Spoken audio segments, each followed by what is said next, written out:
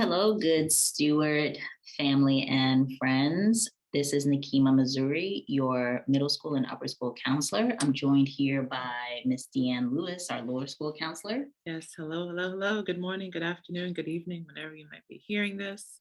Hello.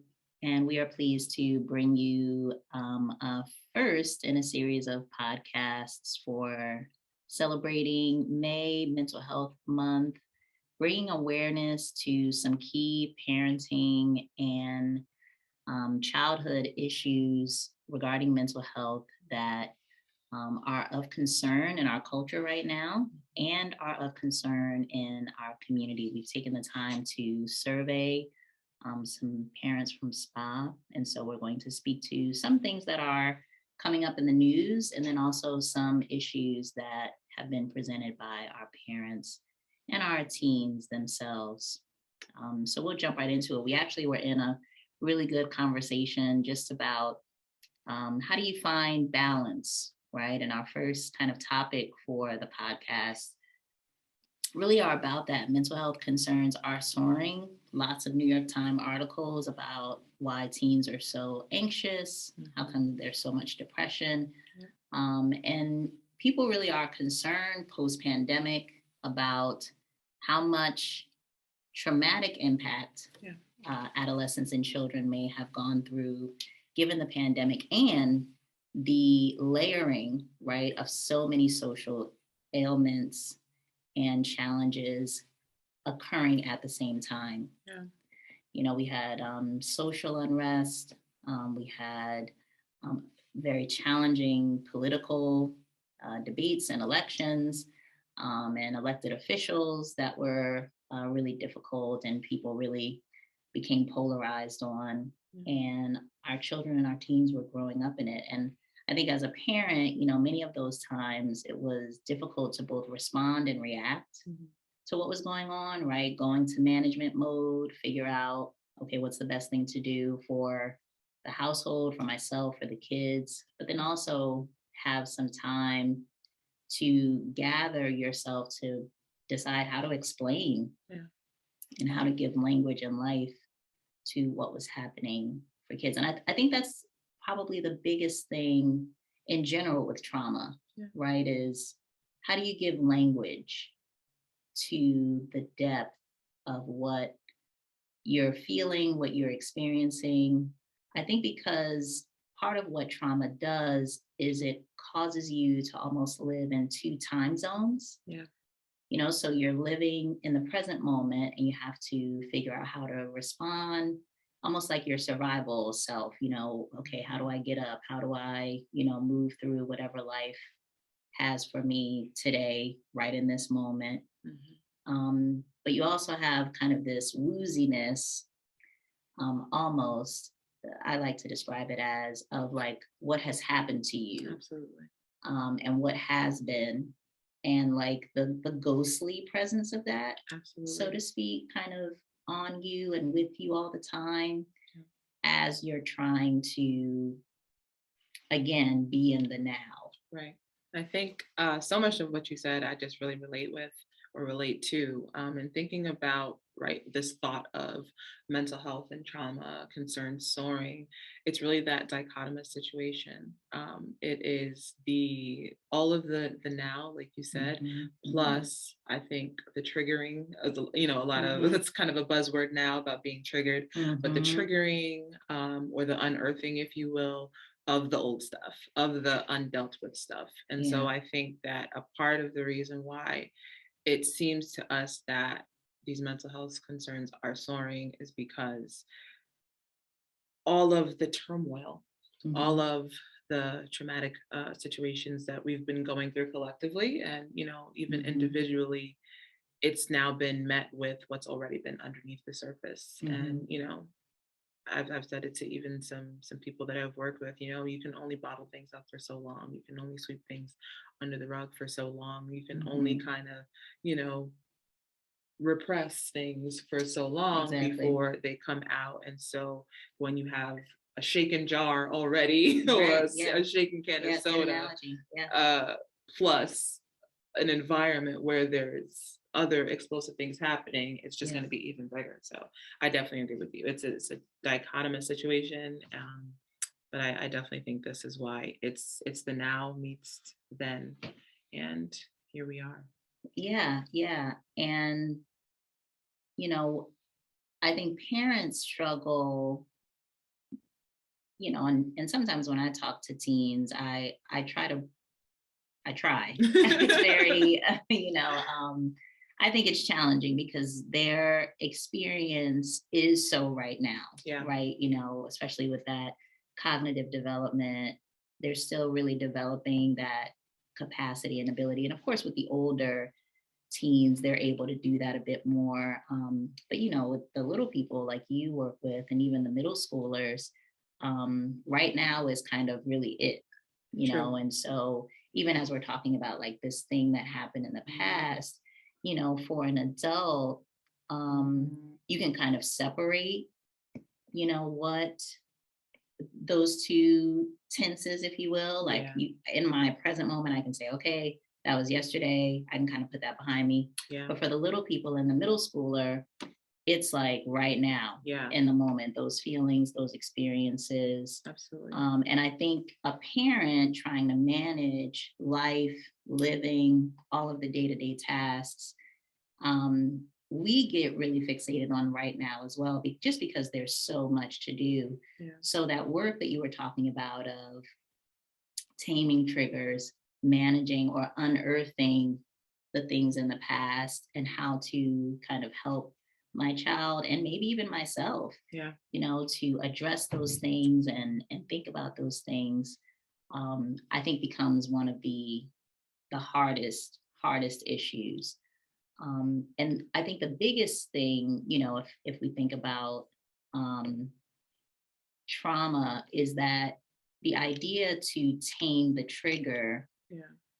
is, I think, is our crux, right? Hmm. I feel like we as people, especially, and I'll go here, I feel like Americans were very success driven. Absolutely. And what this moment in time has given us is really an eradicating of spaces where we can feel successful. Mm, We couldn't go to work as we're used to going to work. right. We had so many vacillating situations and circumstances to manage. The kids couldn't go to school. So it really unearthed the way we live everyday life. Yeah. Yeah. And it added to the pressure that we already have. Hmm. I brought my daughter to a playground yesterday after school just to give her, fresh air and everything. She's still recovering from being under the weather. And she wasn't really playing at school. So I was like, you know what, let me see if she's going to play at the playground. And she did. And she had fun. And I met a mother there. And her son is a little bit older than my daughter, but he was so shy and so timid. He wouldn't look at my daughter. He saw me. Once he saw, our eyes met, he hid behind his mom. And the mom, I heard her, even before we had our conversation, saying, "Oh, look up, don't be so shy. Go ahead, go play." Yeah, yeah, And yeah. we got into conversation just about that, about the fact that he hadn't been to school, and I think he's on his way to kindergarten, and he hadn't been to school yet. And so she was concerned now as a mother, this added level of concern, like, oh my gosh, my child is really struggling socially. He doesn't really have those social skills because of the world that we've been living in for the past 2 years. So it's that, and now that could happen anyway, right? In any particular situation, but it's now this added layer of stress. And then also, again, like, how do we deal with that? Because what we think of as normal is different. And we've been hearing that again for the past 2 years during the pandemic, the new normal, the new normal. So how do we deal with the new normal, right? With everything that it comes with all the changes that we've had to go through.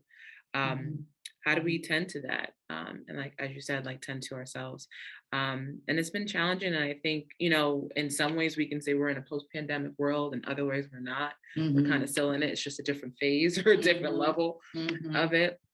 But I think as parents, we just have to be really thoughtful and mindful for our little ones, that they don't have the strategies and the coping mechanisms that we have, or even that we, have access to.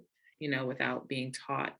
Something that I've always held on to. My father told me Mm-hmm. there was a situation that we were going through, and then he was like, "Oh, we're gonna go on vacation. We're gonna go Mm-hmm. celebrate, a friend of the family." And I was a teenager at the time, and I said, "Well, Mm-hmm. how can we do this? Like, we have to worry about this big thing here." And Mm-hmm. he told me, one, he said, "You're a child." Right. So that's not your business to worry about. And then Mm-hmm. two, he said he compartmentalizes things. So kind of putting things, as you said, like on the back burner, or Mm-hmm. handling things, not just as they come, but, okay, so we're going to work on this thing or these three things right now. Yeah. Yeah. Um, Yeah. and I also remember hearing from another gentleman about prioritizing. Yeah. And that was something that I was so focused on for a while. And I still am, on and off. Yeah. But he said, I prioritize my priorities. And I Mm. think even with our emotions and even with what we're going to pay attention to and what we're going to work on, that's a thing. Yeah. Because, we might say, well, everything's a priority. I have to get this done. I Right. have to Right. get Right. that done. I have to get this done. Right. The Right. kids are doing this. I have to do this, all these things.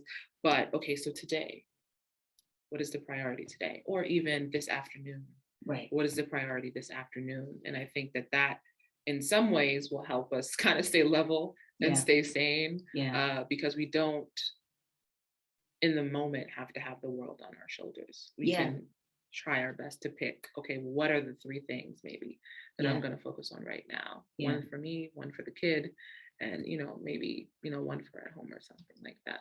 Yeah. I love that, Deanne. So much that those 2 points there, compartmentalizing and then prioritizing.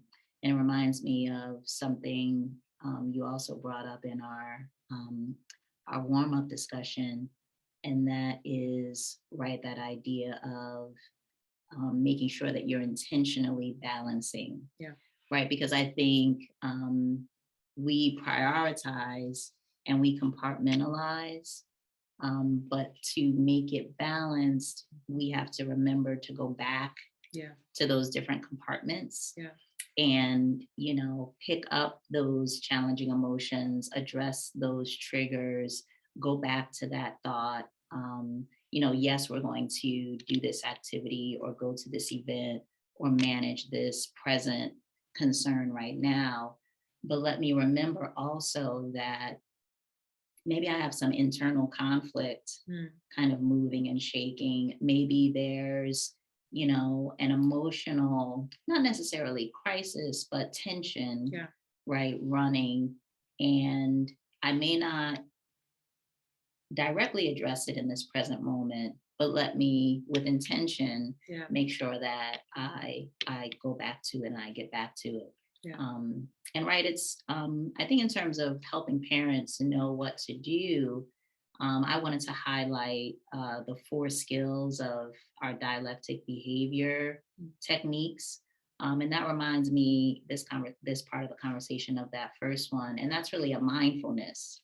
Yes. Right. So when you're handling the present moment, the tasks at hand, it's developing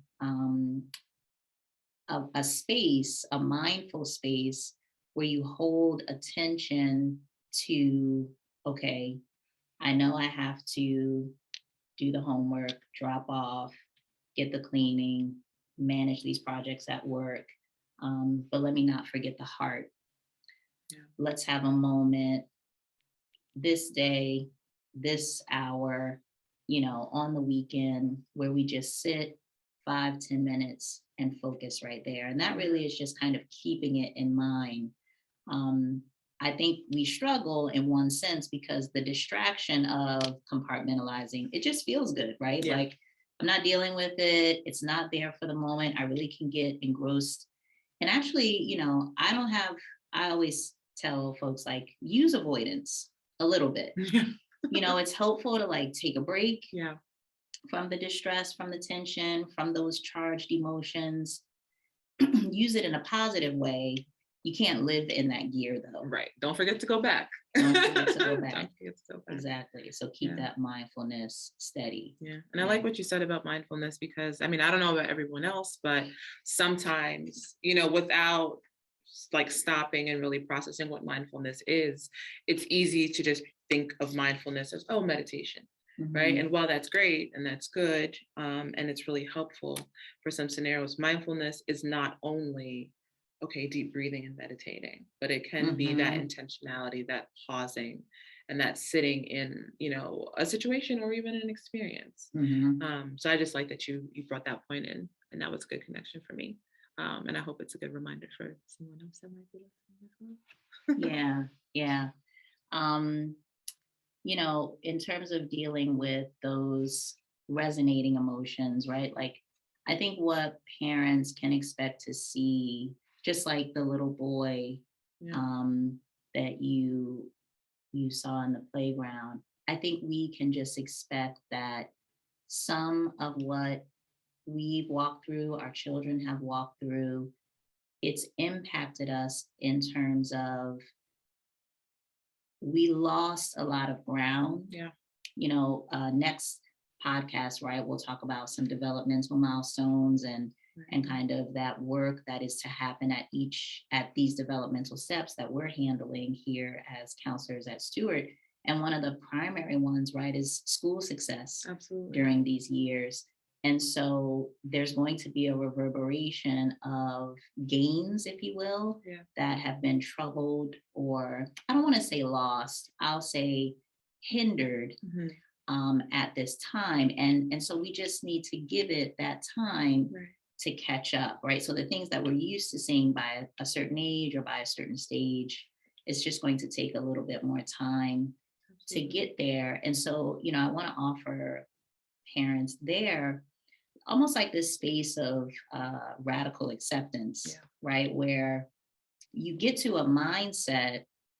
And so it's kind of jumping to the a next point of mindfulness is really crafting a mindset of I can accept this and I can commit to the work that I need to do to reestablish the gains that are struggling. So it's not moving into distress where you Right. allow yourself to go into a crisis, and not, where you're having a panic attack. I mean more of a mindset where you see the loss, or it's felt as a loss of Hmm. gains. You you kind of go into despair. Oh my Yeah. gosh, what's going to happen? They're not where they're supposed to be. This wasn't accomplished, that wasn't accomplished. You get very apologetic, oh, Mm. they're not Yes. socialized, Yeah. I'm so Yep. sorry, pandemic, you're you're Hmm. doing that, Uh-huh. right? And so instead of, it's you can acknowledge that, but having instead of living in that gear, you're really kind of saying to yourself, okay, this is the moment right here. I accept that. Right. Here are the things that I can commit to, right? Building an awareness, building tolerance of where we are, and then building new ways to grow and move ourselves forward. Yeah, I love that. And again, in listening to you just like explain that, which you did so beautifully. I think it's shifting our mindset, and I know that, and I think DBT is amazing. And one aspect of like cognitive behavioral therapy that I, Mm-hmm. that the I think the central point of it actually is changing thoughts, right? Changing Mm-hmm. thoughts so that we can change behaviors. And I think we as parents, uh, it's hard to do that, right? When we have that expectation. And again, you talked about just as like this drive that we have, especially, in the West and in America for success and being an individual and being able to just get up and do things on your own. Um, but I think if we're able to change our mindset, like you said, and shift from that, this is what it should be to this is what it is. Mm-hmm. Uh, and then a step further, this is what it is. Okay, so this is what we need to do Mm-hmm. because this is what it is, or this is what it is for right now. I think that we get, I think that that despair comes oftentimes because we make things permanent that don't have to be Mm-hmm. permanent as well. And so while things Mm-hmm. feel permanent and feel like they're written in pen, a lot of things are written in pencil and Mm-hmm. there for a time. And I think in knowing that and being flexible, I always tell people that I speak with, flexibility is key for so many things, if not everything. Yes, yes, Flexibility yes. is key. So to be able to have flexible thinking, and the way that we look at that, I think, is really important. And you had said, prior, Deanne, about, I like the way you laid it out, because the idea of flexibility, where I go in my head is, I think as parents, we need to have all applicable tools, Mhm. kind of in our hand. Like, raising my child is, of course, my primary project, so to speak, to use that analogy. And so, acceptance, even I would say sometimes mourning, Mhm. like, I'm all into leaning into the challenging emotions Yeah. and really allowing to have them have space. Yeah. And I think that's really key for parents. Sometimes we talk about self care, and I always am one for, like, it's not bubble baths and fuzzy socks, Oh, I love um, those things. and those are great. Exactly, those are great. But some of the deeper parts are also caring enough for yourself to give space to those difficult emotions. Yeah. And I think when parents can do that for themselves, and however that looks for you, if it's taking time away, if it's sitting in the car, if it's going on that hike on your own, if it's going, riding with a few friends, just taking some of that space to really come to terms with the present moment Yeah. is really significant, to center yourself in it and get out of, even just for a few moments, just reacting to it. True. Then you can move into, I think, laying out your tools. Right. And that's where you get flexible. Yeah. When you really have a mindfulness of, like, here's everything at my disposal. I can use acceptance. I can use growth. I can, just use relationship. Let's just focus on reconnecting, coming together, and building our relationship and our connection in order to help heal and move forward with some of these challenges that we have to navigate. That actually was a great article in Psychology Today, using relationship to heal trauma, using the Mm. parenting relationship to heal trauma. And really the key points there were, figuring out where you can develop those open spaces to talk with your kids about their emotions. And like you were saying before, it might simply start by talking about nothingness, Yeah. and you just give space to talking about that nothingness and let that open the door to the deeper thoughts and feelings. Absolutely. It's good practice. It's good Mm. practice, and it's practice without the pressure. Mm, And mhm, then, mhm. I when like that. That's those, good. Mhm. yeah, we should write that down. Practice Should. without the pressure. That's the next podcast. But then, when it's time to have those more difficult or challenging conversations, it's a normal thing to sit down and talk. Right. So I think that's great. And Right. I love how you made the distinction with the radical acceptance Mhm. before even jumping to, okay, well, what am I going to do about it? Mhm. Because I think that if we skip that part, or if we skip parts in general, they're going to come back anyway. Yes. They're going to Yes. come back anyway. Even I don't want to veer too far off, but I thought about even like the stages of grief and stuff like that. Like Mhm. the denial and anger and this and that. Mhm. If we just try to say, okay, I just accept it, Right. that other stuff that the stages that we skip, they're gonna like poke out at some point. And people go through things in different ways, in different orders, and all that stuff. But I think it's just important to, as you said, lean into the process. So Mhm. I like that distinction that you made. I really, really do. Yeah. All right, Stuart family. So to summarize, we talked a bit about really developing a mindfulness, using compartmentalization and prioritization of your tasks and emotions when you're facing your trauma, but remembering that mindful awareness to go back to address in very intentional ways some of those deeper emotions or triggers, Yeah. if you will. Yeah. We highlighted, right, creating a radical acceptance after perhaps leaning into those challenging emotions, really accepting some of the felt losses, Yeah. some of the difficulties that we've had to walk through, and kind of removing the crisis, emotional experience of, oh my goodness, I can't believe this has happened. Right. Really more getting to, okay, this has happened. It's been difficult. It's been a challenge. I've struggled. And now here are the ways that I can start to craft and create growing Mhm. and moving forward.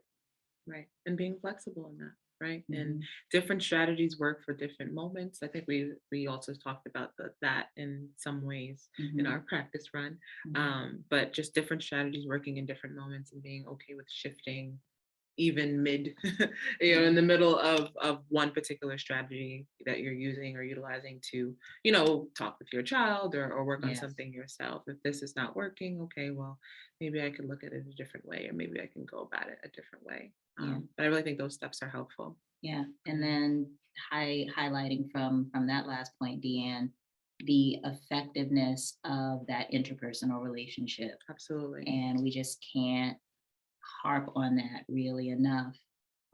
Aside from the day to day, the goals, coming back to that core of the relationship, right? So Yeah, for parents, that parent-child relationship, and if any adolescents are listening, that relationship with close adults, friends, your parents as well. yeah, How even if you're not addressing the challenging emotion, the yeah, trigger, or addressing the quote unquote issue specifically, just having that time where you're building connection, you're experiencing empathy, and you're really in reinforcing that experience of being close and connected to another person will create leaps and bounds in your healing from some absolutely, of the traumatic situations that we've faced so absolutely. far. Yeah. So thank you, Stuart family. Thank you all. Thank you, Deanne. Of course. Thank Yes, it's you. been wonderful. Yeah. And we will see you next week. Yes. Bye, everyone.